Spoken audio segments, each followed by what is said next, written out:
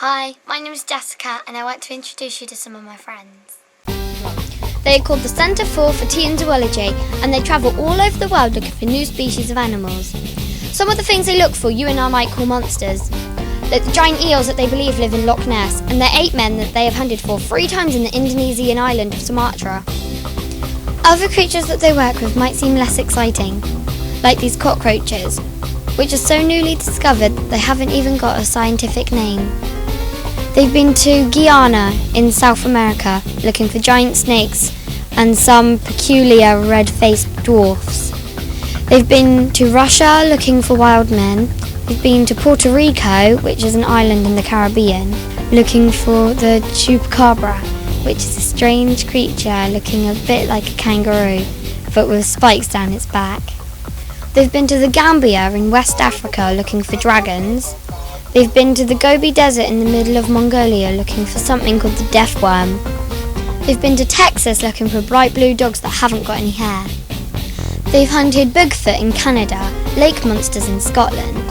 And like I said earlier, they've been to Sumatra 3 times now looking for the orang pendek, which is supposed to be an upright walking ape, which no scientists have ever been able to catch. And on their last trip, one of them, a man called Dave Archer, actually saw it. I was looking around. I could hear gibbons in the background, but they were a long way off.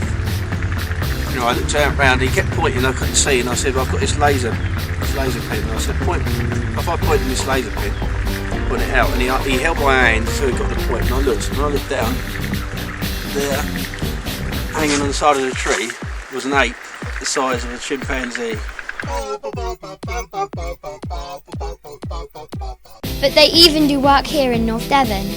Over the winter, their ecologist, Ol Lewis, was called to a lonely farm where a strange creature had walked across the fields, leaving footsteps in the snow.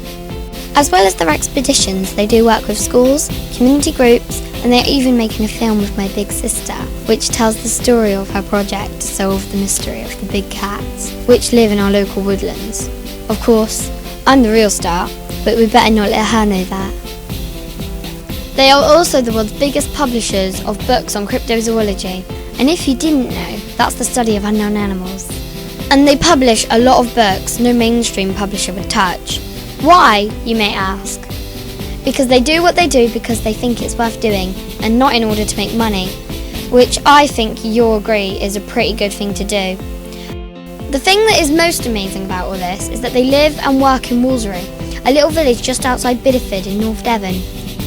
My brother, my big sister and I have been visiting them for years, and it seems that every time we go to see them there are different people there.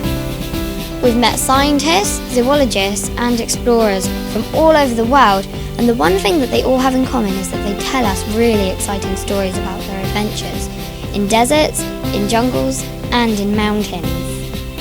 But it is not just us that get to meet these people, because once a year Wolseley becomes the weirdest village in the world, because on the 3rd weekend of August we have our Weird Weekend.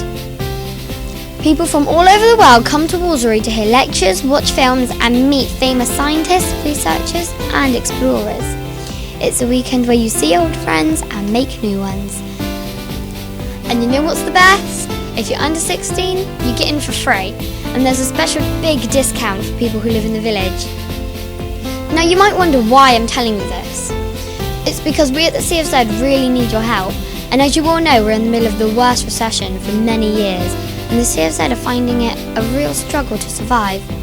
Starting last year in 2009, we got local and national businesses to help us by sponsoring the event. You can sponsor it on a number of levels. You can give us money to cover expenses, or you can donate goods or services as raffle prizes. No matter how much you help us, how big or how small, we will put your logo or advert on our website and on the programme. Just in case you think there might not be anything in it for you, last year we had nearly 1 million visitors to our various websites, and thousands of people watched the conference when we broadcast the Weird Weekend for free on our multimedia CFZ TV website. It would be great if you could do something to help us, because the Weird Weekend is really special. It is the only event of its kind in the English-speaking world, but it's much more than that. It's a real community event And any money raised not only goes to the CFZ but goes to various village charities working with children. But above all, it's a really great weekend, and it would be a real shame if it wasn't able to carry on. So thanks for watching, and hopefully I'll see you there. Be seeing you.